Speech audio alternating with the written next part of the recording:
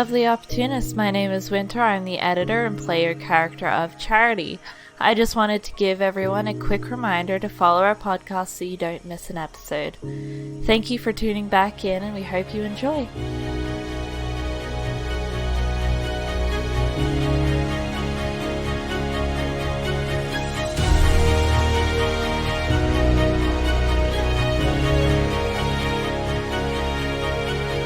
Hi everybody, I'm Corey. I'm the Dungeon Master. I'm here with Opportunity Roll, Group 1.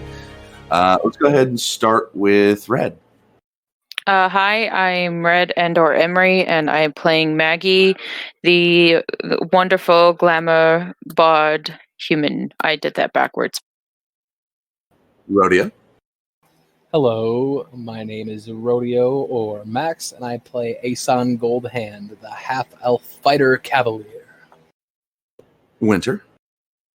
Hi, I'm Winter or Eve, and I play Charity, the Tiefling Cleric. Coda. Hi, I'm Coda, and I'll be playing William, your wild warlock. Aeson will stand up and scoop Maggie up, bride carry style. You're going to bed. We're going to get you out of these wet clothes and get you into a nice warm bed. And I won't hear any more on this situation. She'll roll her He'll give a eyes. small grin when he says that. She'll roll her eyes. Yeah. And she'll just let him take her. Aeson, you'll hear something just off in the distance.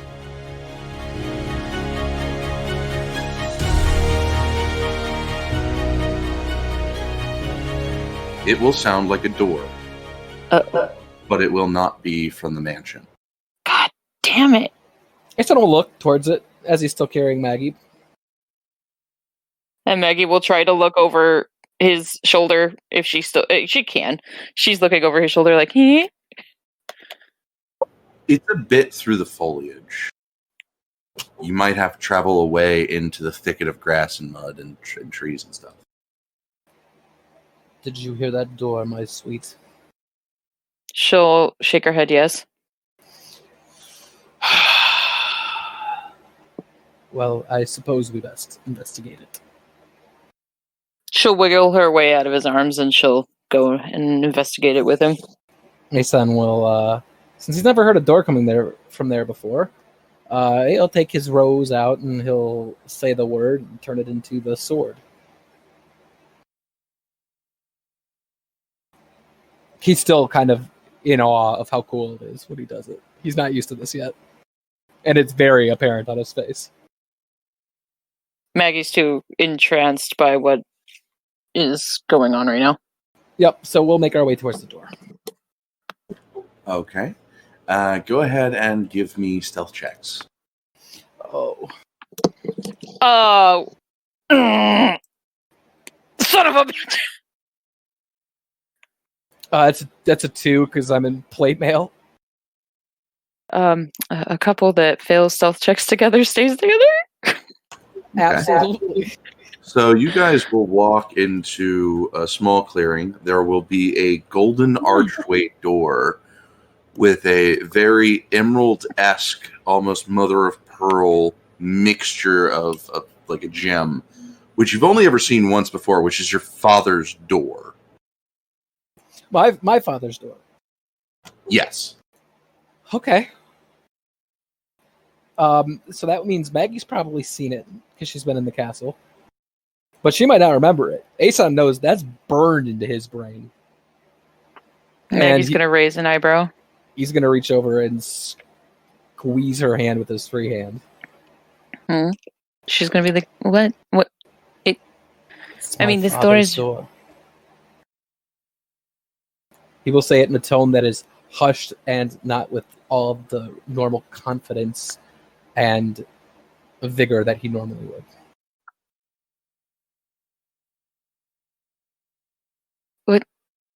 Wait. What? Wait. Yes. Wait. Her eyes are going to be like as big as like cats when they see something that they really like. You guys will hear a crack of wood behind you.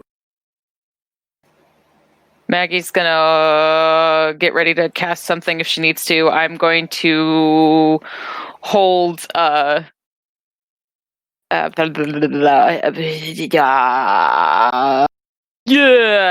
Madness if anything happens. Aeson will turn on his heels and put himself between the noise of the cracking branch and Maggie.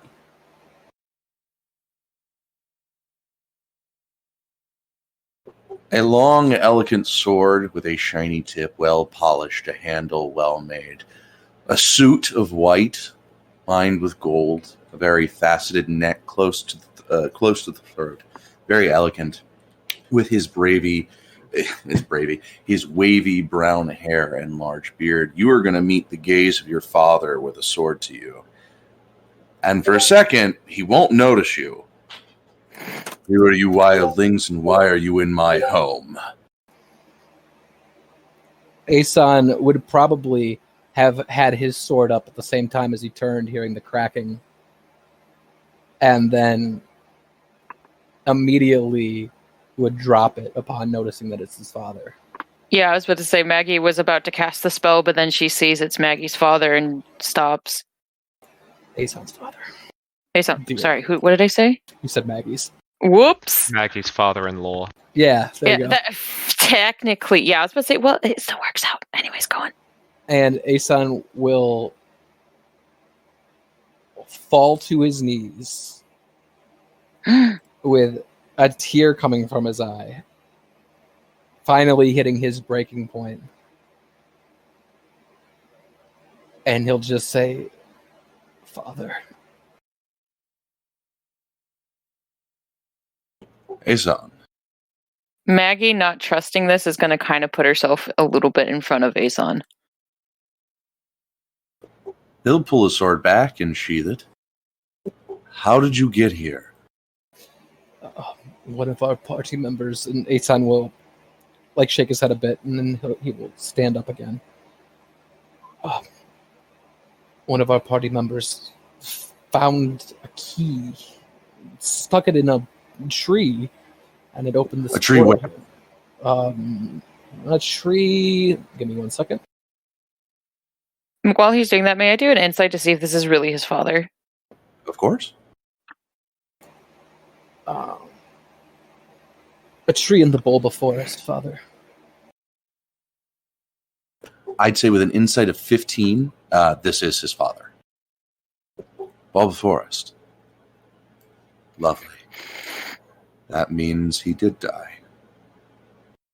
Maggie's going to raise an eyebrow. Aeson will cock his head. Excuse me, my lord, but what do you mean he did die? A friend of mine, a while back. I assume that means you have found the mansion and the study. Yes, and Aeson will reach down into the snow and hold up the sword. Maggie will slowly nod her head. I was told this was yours in your younger days. When I met your mother, yes. It's beautiful. It is your birthright. Maggie's eyes are going to narrow. Father, did Viserion give you my message? No, he didn't. Of course But he did. Baron is also acting strange lately, and I had to get away from the castle. I used something I haven't used in years, which apparently you guys now have one too. My lord, if I may speak. Freely. I would not trust your son. Please, do not trust him. I don't think I fully trust him either. I love him to death. Don't get me wrong. I love you both dearly, and that will never change. But one of you has been prone to lying to me in the past. A lot. My lord, you could love something, for example, Never mind. It would be very crude. And she just kind of smiles and just shrinks a little bit. Aeson will stand up straight and say, Father, I was speaking with him when I heard that there were troubles going on between Aeson and Graden. And he told me, and he'll look at Maggie with hurt in his eyes and then turn back to his father. He told me, why should we care what happens to a bunch of desert people? Love Maggie's going to look at him kind of like, what?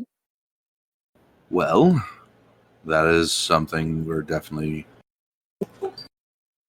I'm gonna have to remove him from power. This is a whole bunch of shit. Even more on top of things I already have to deal with being apparently a murderer. How are you a murderer, Father? Apparently I was seen in Eris murdering a royal. You were too. Me. Maggie's eyes are going to widen.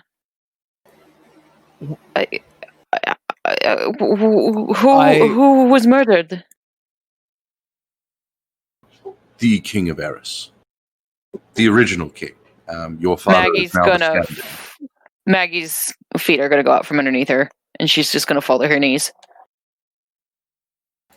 Aeson will try to help her up.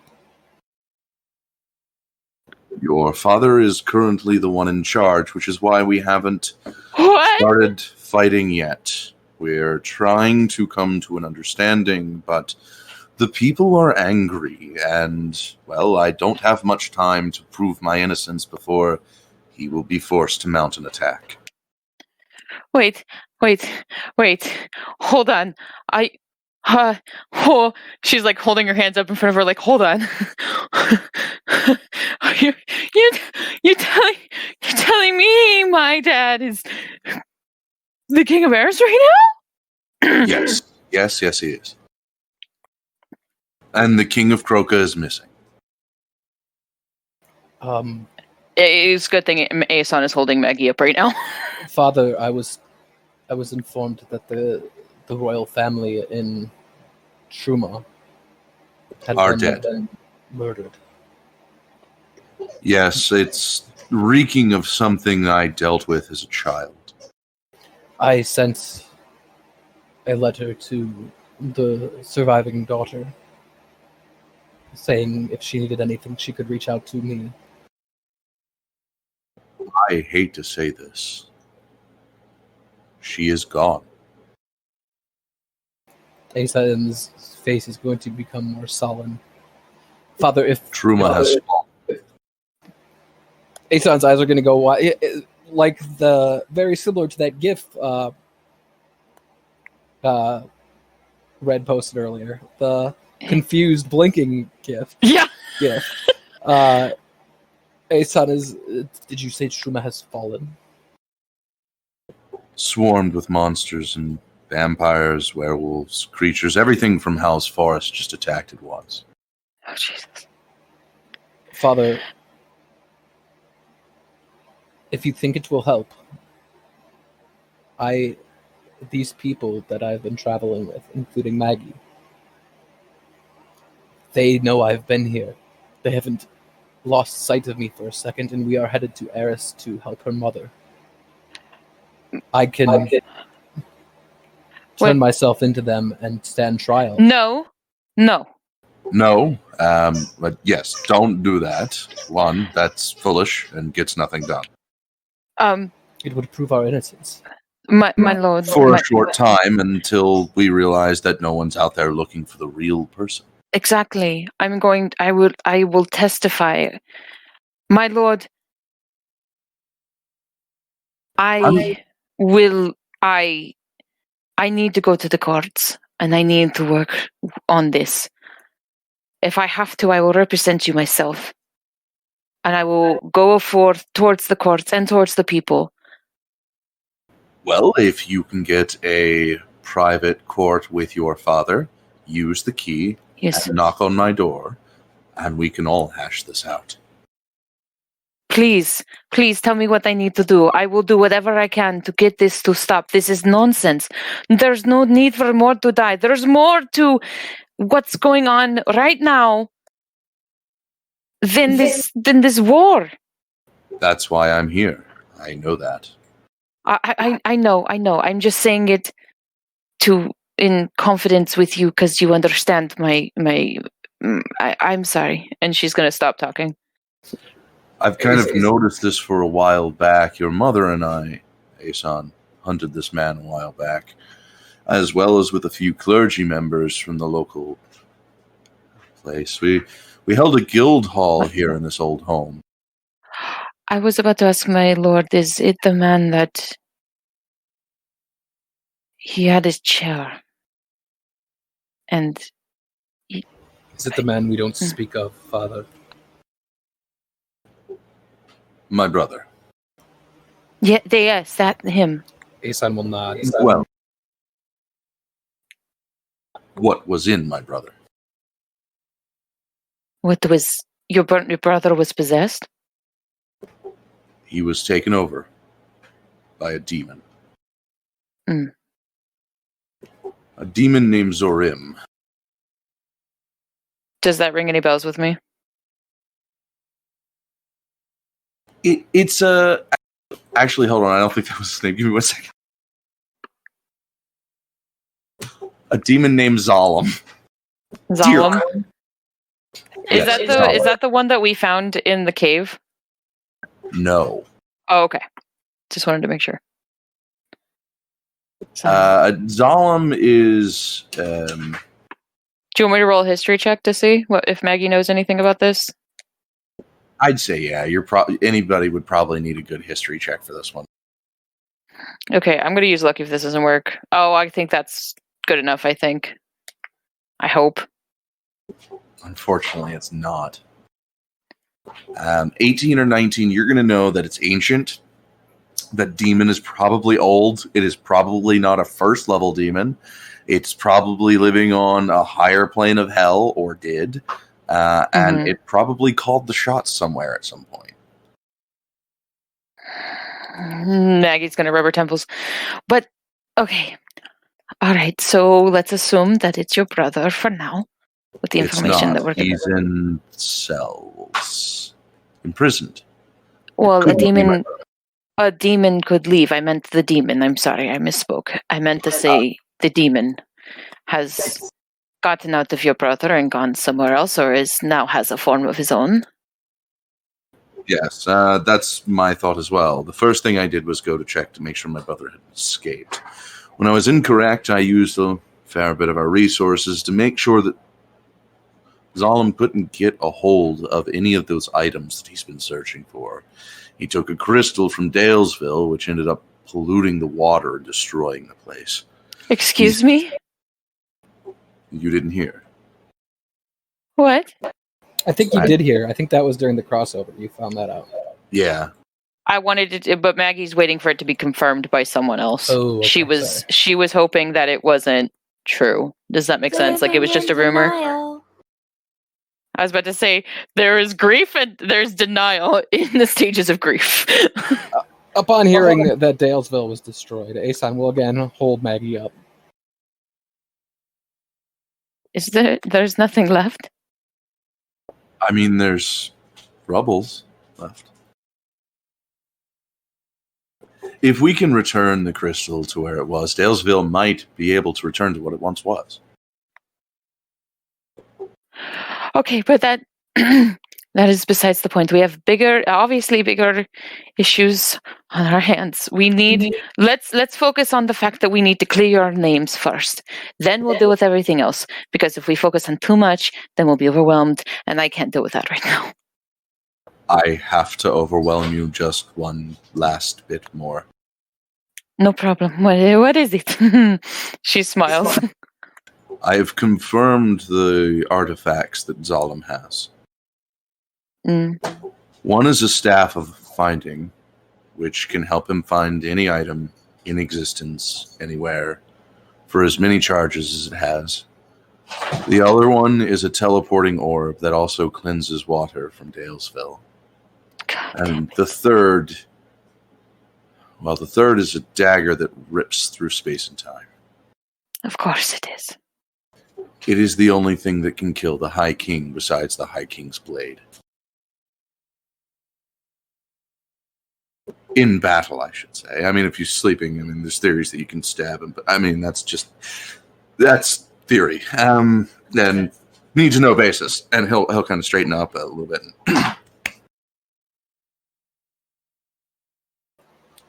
But We were that told by means the he is or could be anywhere.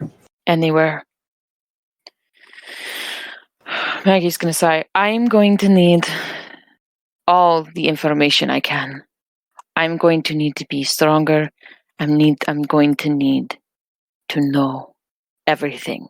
And I'm going to need to train and be ready for this. I'll Because- unlock the vault then. I appreciate it, my lord. Aeson. Aeson, Yes. you need to stay here Stay where? with Charity and Everette and Edmund. I need to go to the courts and deal with this. But I promised I would never leave you again. And she smiled a little bit. I know that, my love. And you don't really leave me, really. Because I can always come back here. I really, I don't mean to be that person, but we do need to do studying and anything like that before we can reach the courts. It might not be for another week or so. I realize that, my lord. I'm just... Father, would you like me to return to Graden with you to just help you remove Visarin? That is why I'm going with him, Aeson. Oh, I meant to remove him the way See, a brother that would. also gets me to a very difficult thing to tell you, Aeson. You're at home. I had to issue an arrest warrant for you. For who? For me? Yes, you. Why? The kingdom sees you as a traitor.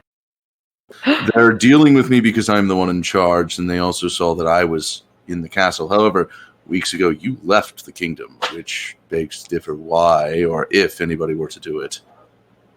It might have been you. As a just face, as a righteous king, I had to make the decision to put out just a capture, not to anything. Aeson will put his hand on his father's shoulder. I understand. I would have had to do the same thing.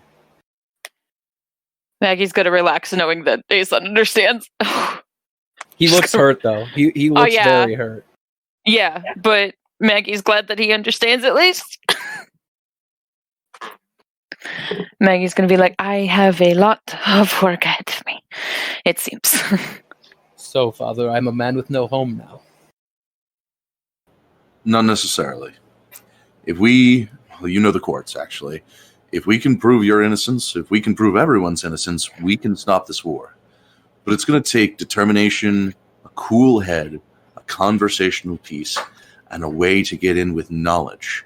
We cannot just go by our heart. These people don't run this way.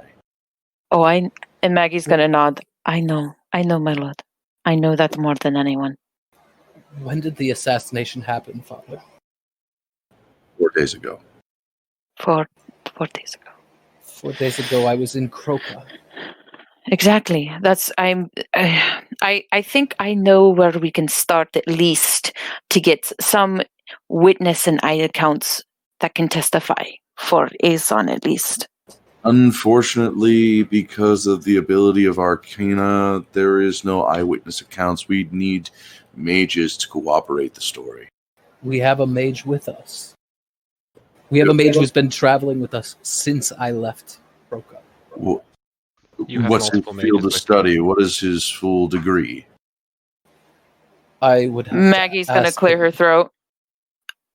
Aeson, Did he Edmund won't graduate work. from the He scholar? won't have the credibility. She is saying this under her breath to Aeson, like kind of while while the father's talking. You know what I mean? I don't know what his pedigree is, Father, but I've watched him and I've never seen someone who impresses me the way he does in the art of magic. Aeson, that doesn't matter in the courts. Only for me, that would be enough. Exactly. Unfortunately, it's not just me we have to convince. It's the people. And right now, the people see you as a villain. And me. So, my lord, if I know that Aeson went and talked to many of the nobles in Kroka. Is there any way that I can get their testimonial? Because I feel like that is the only way we are going to be able to work this out. Problem is Kroga right now is in chaos. As I said, the king is gone. The whole royal family went up and disappeared. And in turn, they put somebody else in charge who is... Dan went missing? Yes. Dan? And his son. My lord, if I feel like someone is doing this purposely. It's Zolom. This seems too coincidental. I think this is a perfect time for us to enter the study, for me to give you a real hands-on of what I know about the situation. Father, take Maggie to the vault, and I need time to think. That's okay. Showers usually give you plenty of time, and they'll give you a smile and kind of brush off some of the dust. I'm not a very book-smart one. You're as smart as you believe yourself to be. You can be anything that you give yourself the chance. You're only not book smart because you tell yourself you're not. Maggie's gonna smile brightly at that. I've been trying to tell them that for years. His son will nod, and then he will give his father a hug, and then turn to Maggie and give her a quick kiss on the cheek, and then he will slowly walk off back towards the mansion. She'll grab his hand and pull him back over to her, and she'll give him an actual kiss. And she'll put her forehead against his, and she'll be like, I will fix this, I promise you. I know you will. And then, after the embrace, he will walk back. Yep, and she'll let him go. And then she'll follow after Aeson's father. All right. So we're going to step away from you guys while you guys get clean because you were all muddy and snowy. Yep. We're going to hop back to Everette and Charity. I'd say at this point, the sand is really starting to settle in. At this point, the portal is closed. Everette is trying to decide if he wants to turn the cart on its side and then use a tent to kind of like, I don't know, make a bigger tent in a way. Is he voicing that conversation with himself? I mean, he's lifting the side of, one side of the cart. Okay, then Sugar, that's probably a good idea. We can push a top over the side to give us a good barrier. The wood would definitely do better than a fabric tent would. Well, that's what I was thinking. The sand's probably going to sand down the surfaces on the wood, which would make it better for us. Less splinters. But at the same time, that means it's also not wearing down our skin. And with the tarp, I'm sure we're probably going to need to use something we don't mind losing. I have a couple blankets. That's good. I have fur. That's about it. Will they use the blankets then to create a little makeshift tent?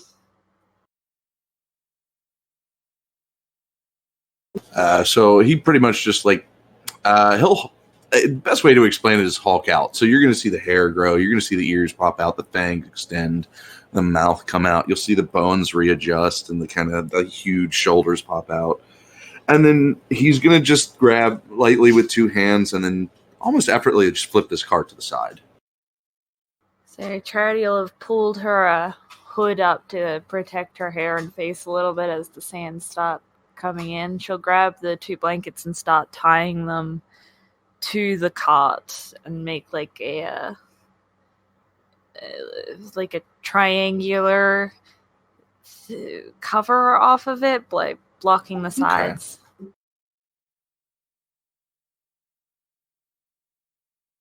All right. Okay, I kind of see what you mean.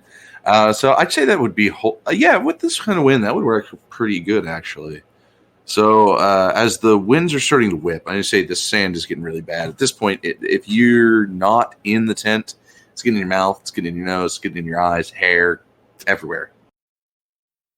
So when you finally do get into the cart, you might have to spit a few times out the door because you get that gritty kind of sand in your mouth. All right, so she'll go and she'll sit up against the cot and just try to relax and meditate almost. All right. He'll start just kind of like laying down, relaxing, and of course he'll have to shift to save room, so he'll be back into his human form. He's going to take a quick look into his water skin and make sure it's full, and then he's going to set that out in the center between the two of you, because you guys are probably going to need to keep an eye on that to make sure if you guys need water, somebody goes in to refill. This should do nicely. It should keep us protected. I also have my water skin, so we have 2 water skins before we have to do anything. We should try to avoid opening that for as long as possible. Opening the portal, I mean. Oh, yeah. Wait, why are we waiting? I mean, if we need to go in, I guess that would be if we do get attacked by dust dogs, we don't want the door open.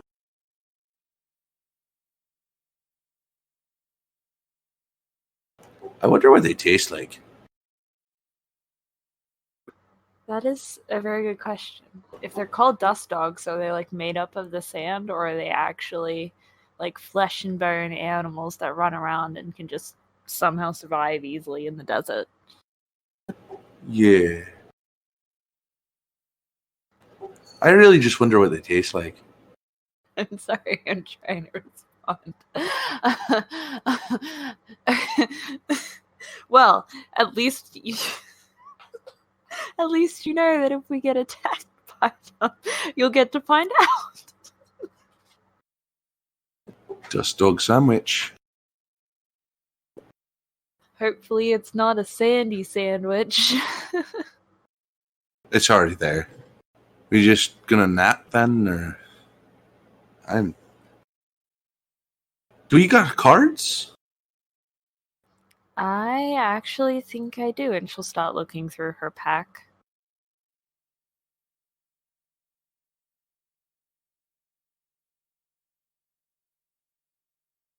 No, apparently I don't have cards on me. I thought I did. Ah, darn. Oh, I know.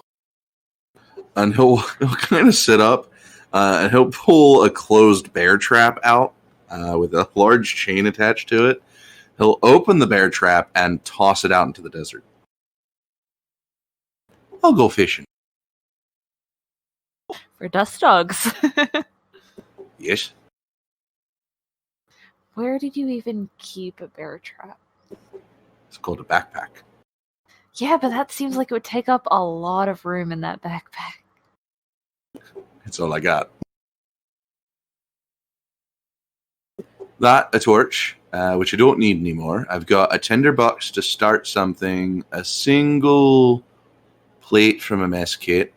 When I got my bone, I've got my javelin and this staff that I think I found in the woods, but it's a bit of a chewy thing, so it's kind of nice.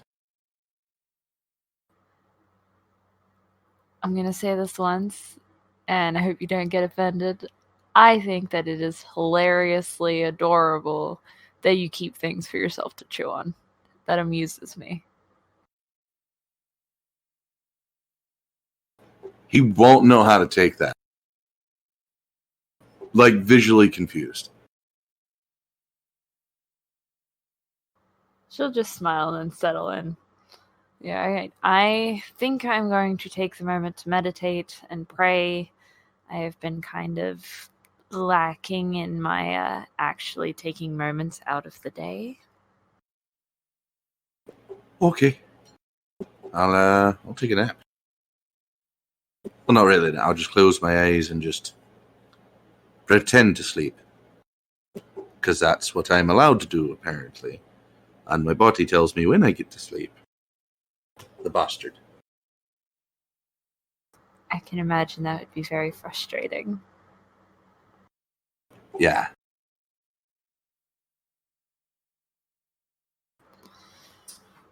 All right, so with that then, if you're going to be mostly just kind of like praying, right? Yes, praying specifically for guidance on how to handle the next coming days with the whole Eris situation. All right. So then let's take a moment from you guys and let's head back to William and Edmund. Because I'd say at this point, you guys have got all the ingredients in. You guys have gotten most of the incantation. And there's going to be kind of a few minutes where you guys are just waiting for the potion to brew. Because you got to wait like about an hour and 15 minutes for it to all simmer, meld together, and then, it's drinkable. William's going to be looking at the cauldron, I guess, and he's going to say, so how long does this normally take? Book says about an hour and 10 minutes. I give it an hour and 15.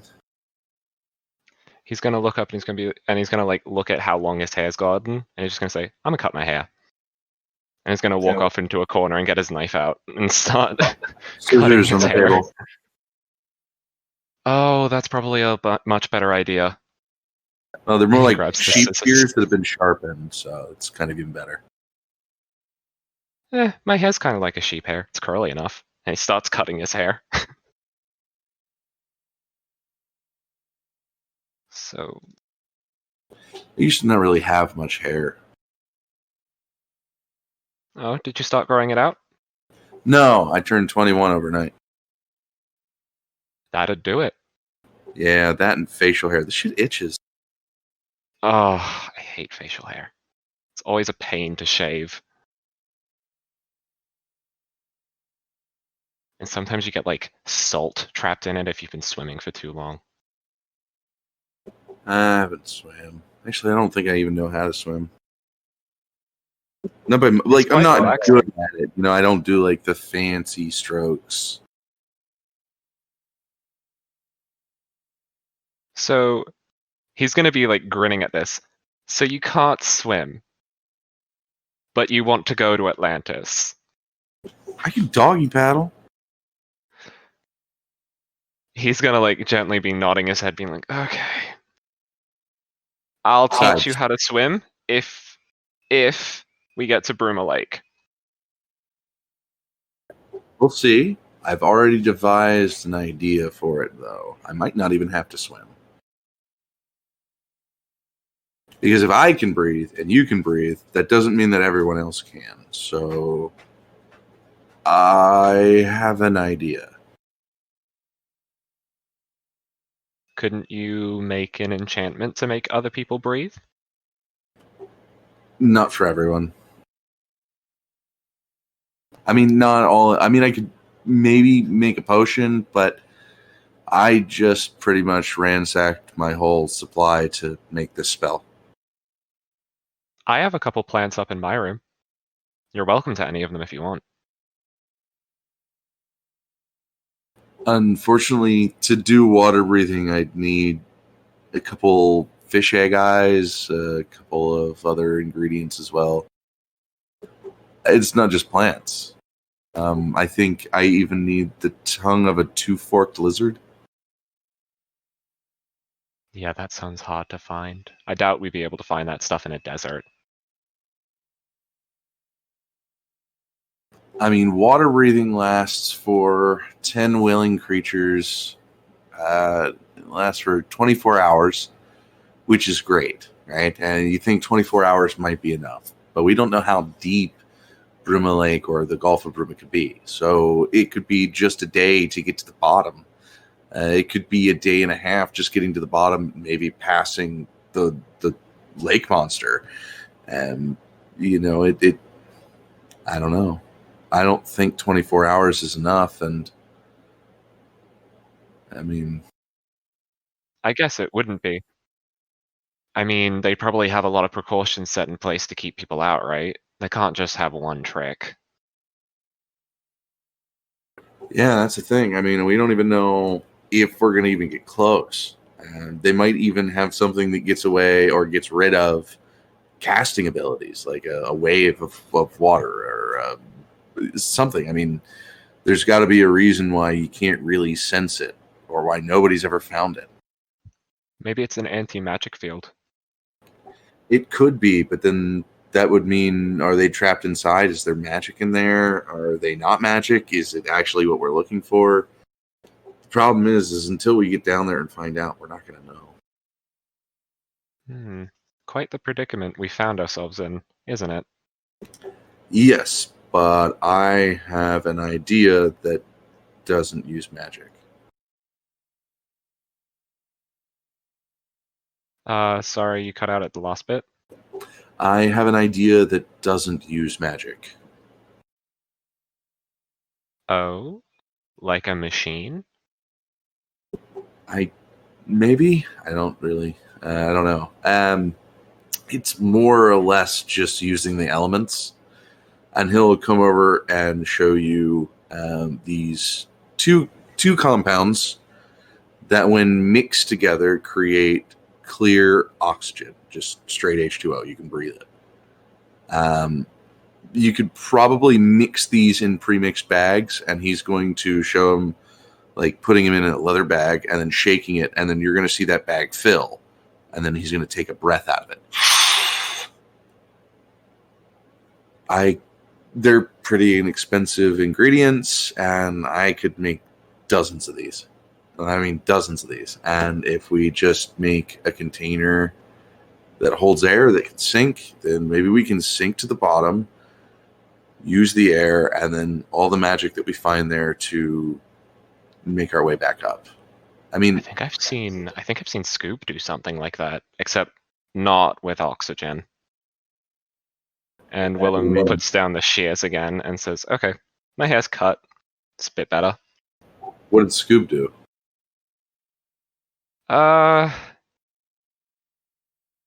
What doesn't he do? Who is this guy? Oh, he's an innkeeper. He runs a lot of the taverns around Talalia.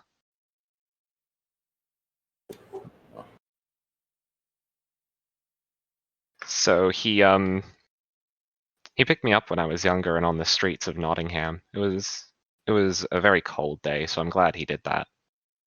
But in regards to what he did with the paper bag, I'm pretty sure he put some kind of herb in there and burnt it.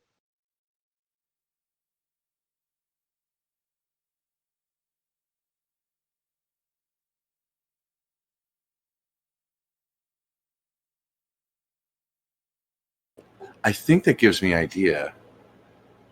You said something about an anti-magic field earlier, didn't you? Oh, yeah. Like maybe it's a bubble, like a shield?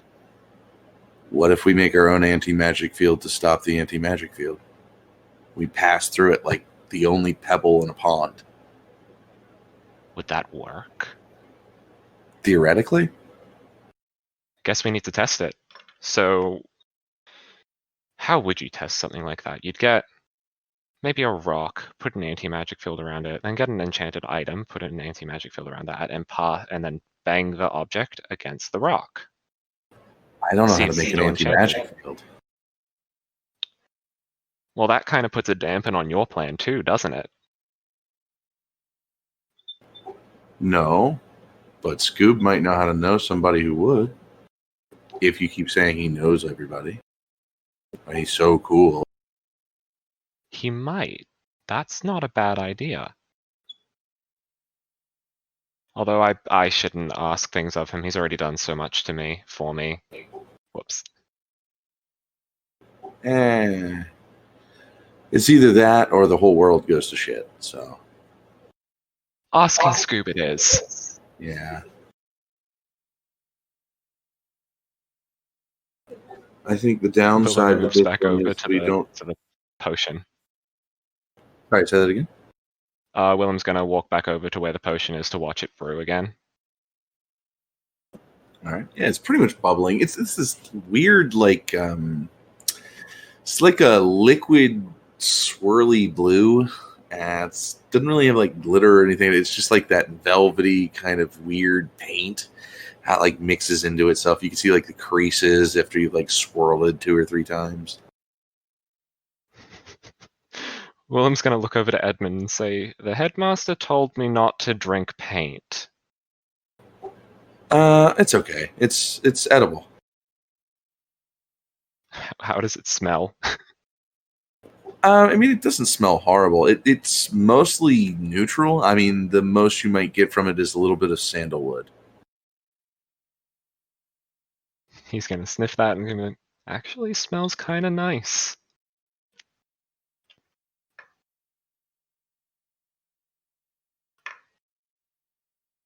Yeah.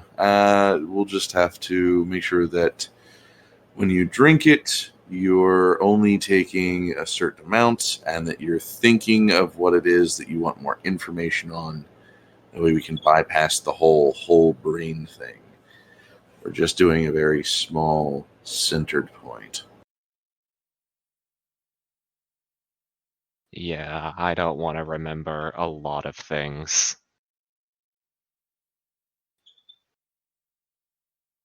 I wish I did. What do you wish you remembered? My mom. Oh,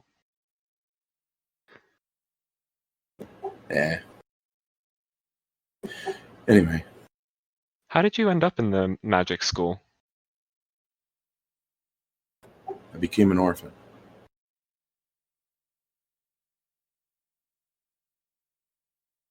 I'm so sorry. I didn't know that. That's okay. I originally started in the school because I wanted a way to kind of help her. And then when it took her and I didn't really have the power to stop it, I just kind of kept studying. And then I eventually got picked up by this shitty ass wizard. And here I am now, so. You must have been very strong for someone so young. Let's not get that weird. I That's a good idea. did what I had to, and I think anybody else would have the same. But honestly, it's just, yeah, there are things that maybe you might not want to remember, but and if you don't, sometimes it's those things that make you who you are.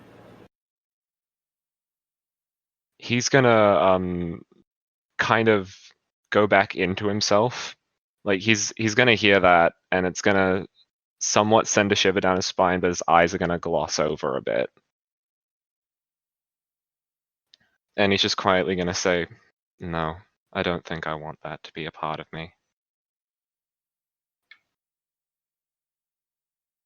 It's not for everyone.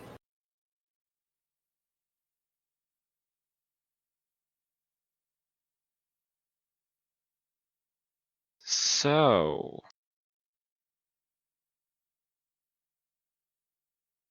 what kind of magic are you studying at the moment?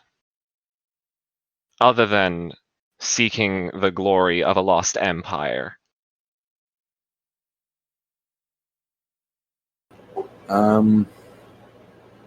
Mostly just more spells. I don't know. Other than Hazel, I don't really have anything else. So, yeah. Guess the life of an adventurer suits us both then. Maybe. I don't even really see myself as an adventurer. I just see myself as somebody who's just existing. Oh.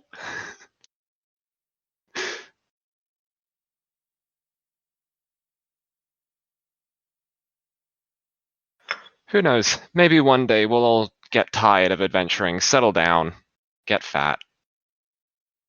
Or get tired of existing. Yeah, that's not always a lot of fun. He's kind of got like a blank stare, just like a straight out blank stare, like a 5-yard stare. Can I insight? Sure.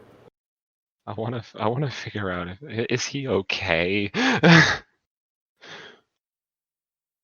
Oh.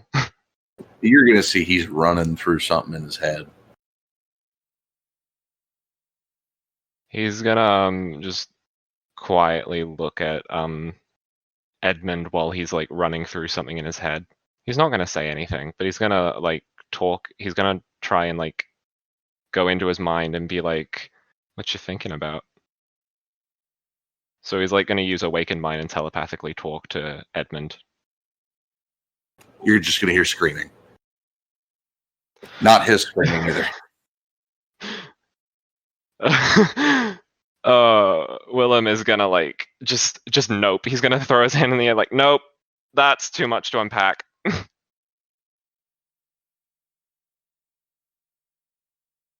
Yeah, it's not a happy thought. All right, so downstairs. So after cleaning up, of course, Jason's father and Maggie will head downstairs. You guys will enter the same room that you guys have combed over a dozen times. He will flip the table over. I mean, the main table, that long 13-foot wooden table. Mm-hmm. Of course, after clearing all the books, make sure it was clean. He would then push it to the far wall. Mm-hmm. He would then stand it up from its tip so that the legs were pressed against the far wall. And as he does this, a doorway will form. Maggie's gonna like face palm and be like, "God damn it. I didn't think about that." But she's helping him throughout with whatever she can. You know what I mean? That's something one of our old members made. Actually, two of them.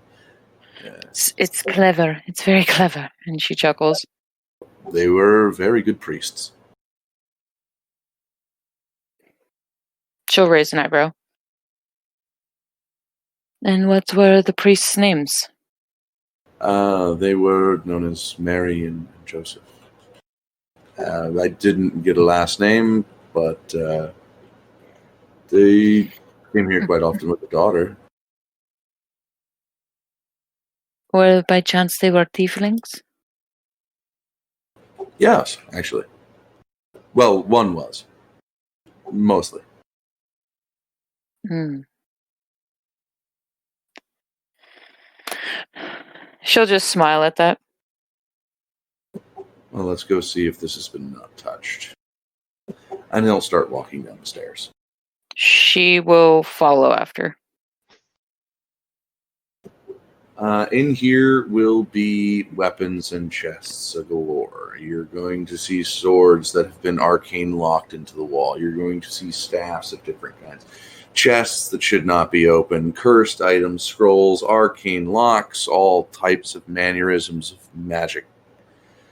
And at the very end of the room is a pedestal for a blade that is not there.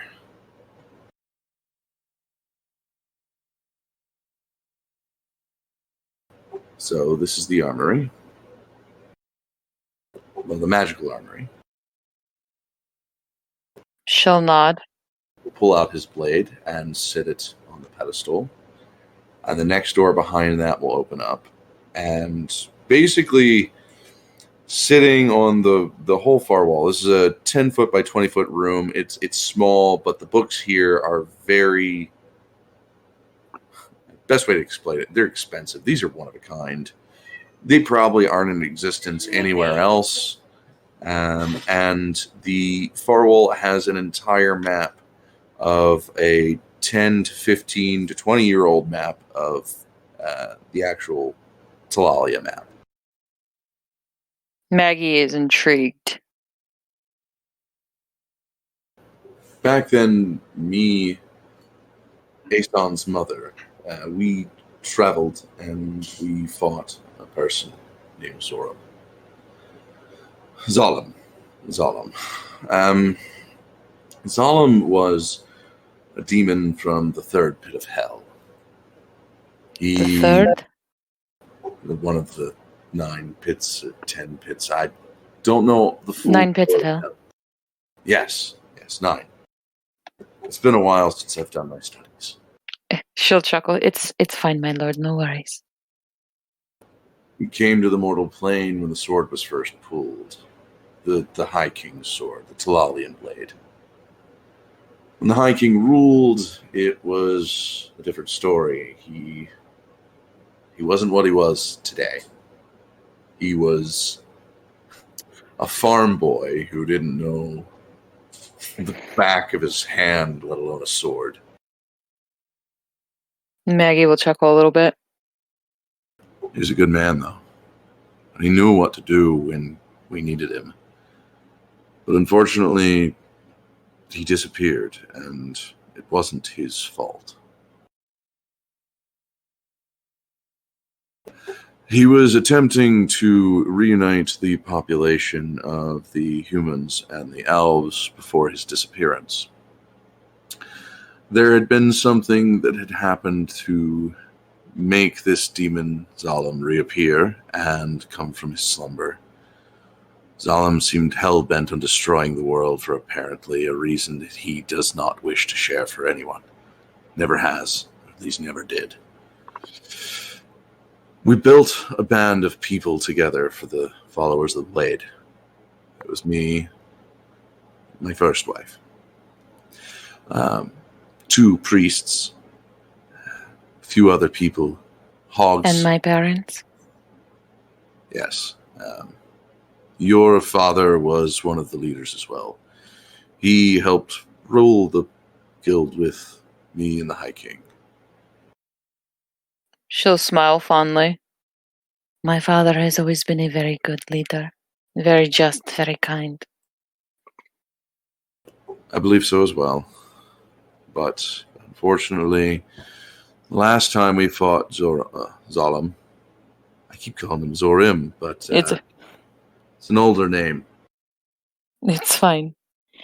There's lots of different names with Z's in it, and especially in hell for some reason. I don't understand why that's a thing. But anyways, go on, my lord. Zorim banished him and the High King into the 9th level of hell.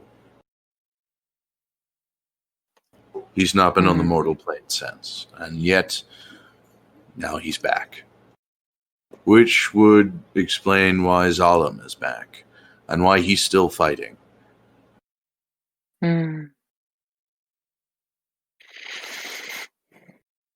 So this isn't Zalem? I'm sorry.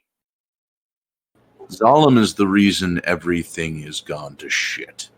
This is a man who's had hundreds of years to make a plan and come back and execute it. He's putting us against each other, kingdom by kingdom, knocking us out one at a time, organizing monsters, organizing fights, organizing murders. This man is putting all of us against each other while he gets his wish. So you are saying that the one that is doing this is just stirring the pot enough to get what he wants, but still scratching his boss's back, correct? Maybe. What I'm saying is the first time Zalem attempted this, the first time Zalem attempted this, he failed horribly. But he went for a direct approach. He didn't try meddling with humans. He tried to stay quiet, sluck in the dark. He didn't want to be noticed or heard, but now he's got a chip on his shoulder. He wants to prove that he's smarter than us and that we got lucky the first time. So what stopped him the last time? Was it simply just that? Or was it something else? Back then, there was a queen of the elves. She was a friend, if not close to a wife to the High King. She ended up sacrificing her life to opening up the portal, sending them both in and saving the world, but also causing a rift between elves, humans, dwarves, and pretty much everybody the elves saw that wasn't part of them. They hid themselves off, and we haven't seen them since. The only thing that I know of that can stop this is the death of someone as powerful as the High King. It's the only way we'll seal him. It's the only thing powerful enough.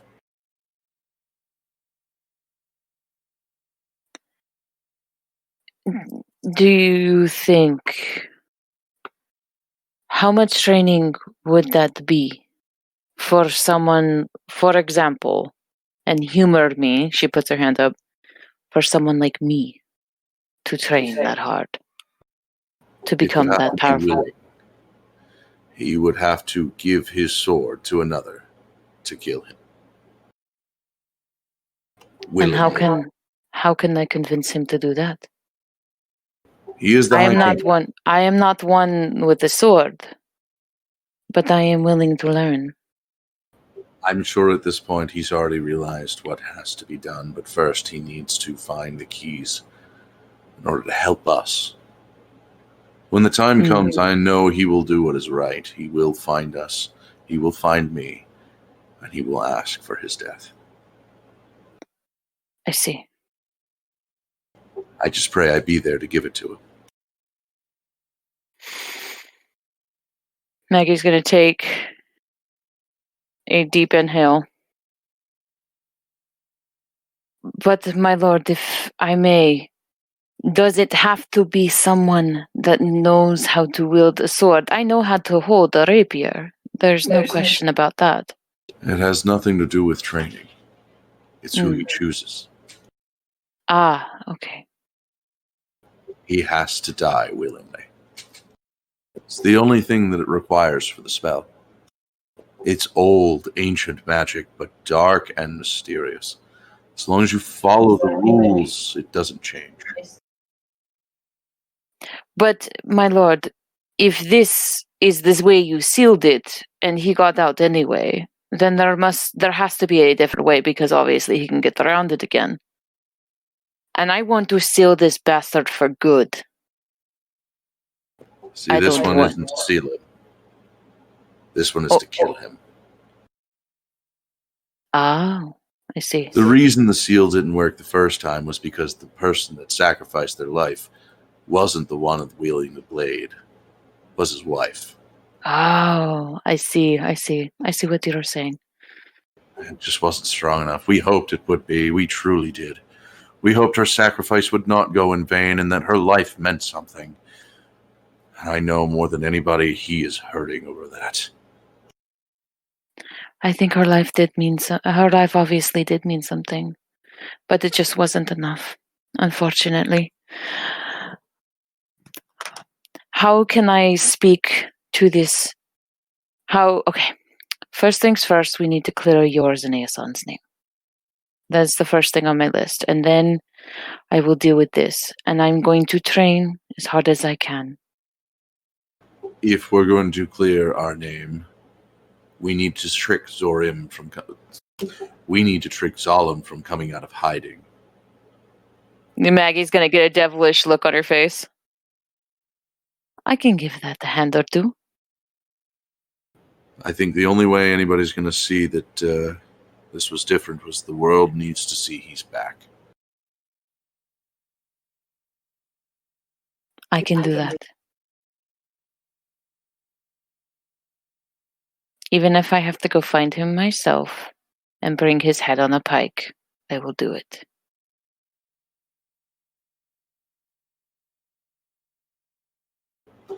There is another reason I wish to speak to you, and there's another reason why I am also under accusation for murder. Her eyes are going to narrow. I sent a spy with the cure for your mother over, hoping that if they didn't have it, he could get in and cure her and get out.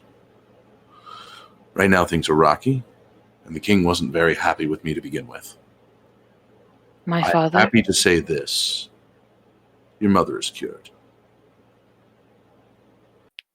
He could probably tell because he's the king, obviously, and he's been doing courts for a while. She's doing her best not to just, use the table to brace herself in happiness, but she, and her face is kind of shifting, but she remains strong regardless. There is a downside to this, though. Your mother was infectious. She wasn't the only one sick. Oh, Lord. Okay. I'm sure she's safe now with her own antibodies, but Who else is sick? It's spreading through Eris. What? 68% of the population has it.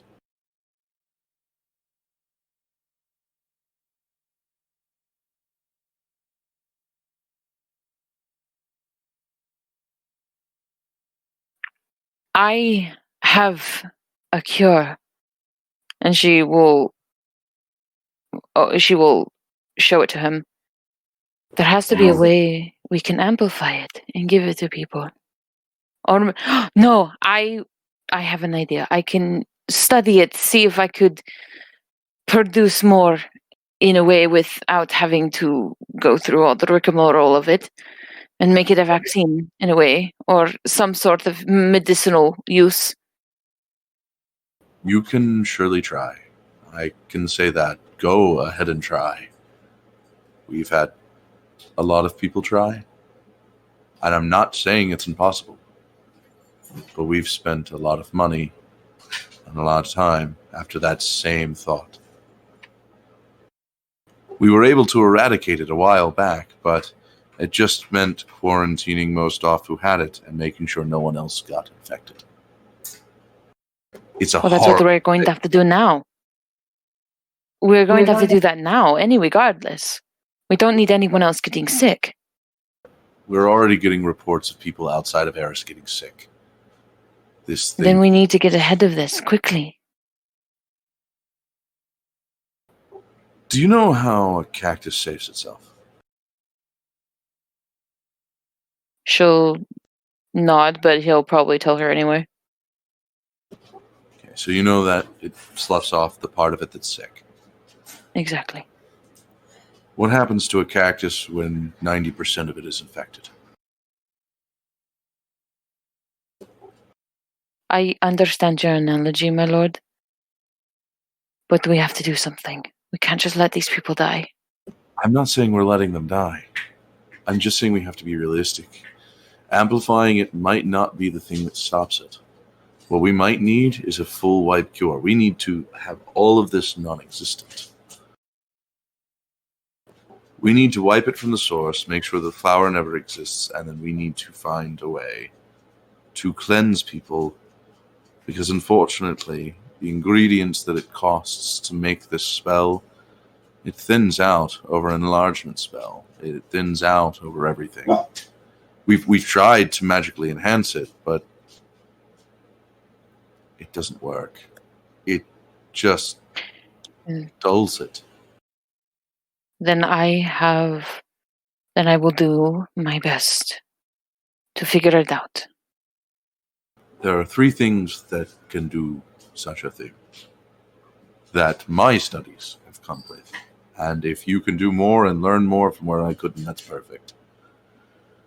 There's one, which is the fountain of life, unknown. There is another, which is it's more or less the cure of all disease. It's a fountain also found at the bottom of the ocean. And there is a phoenix feather, which can recreate or be used to recreate spells or potions up to 100-fold. If we could get even 2 of those, maybe even 3. Where was the last phoenix known? Do you have any recollection or know of anything where I can get that information? Unfortunately, even with my money, with my power, with my time, I have no information. Understandable.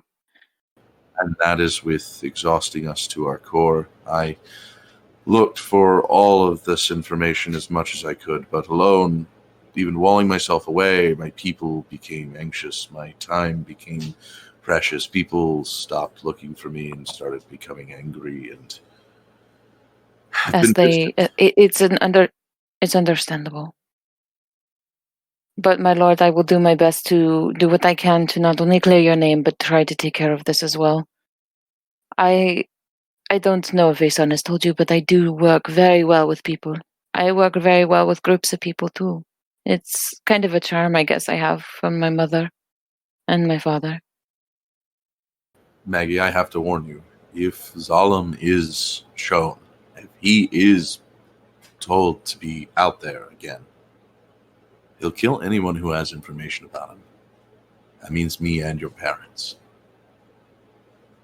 And that would be me as well.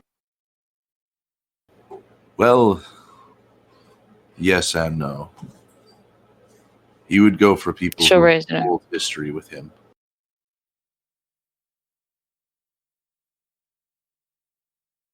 So your mother and I and your father, we were traveling with Zoram for at least a year before we realized he had turned.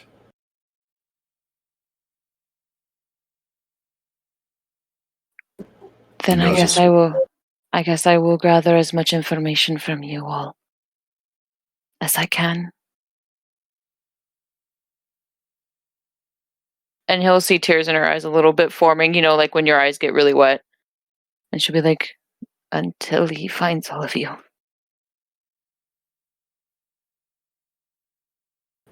Sorry. I know this sounds like I keep saying that there's no other way. It's not possible. This isn't right. It can't work. But honestly, if I hadn't have went down those roads already, I would be right there with you. I know. And she'll slowly nod her head.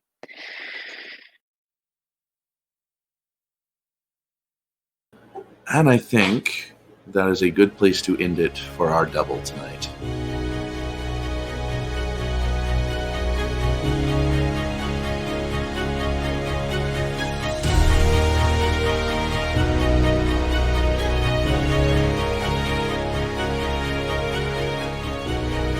Hello again, Opportunists. My name is Winter and I play Charity, the Tiefling Cleric.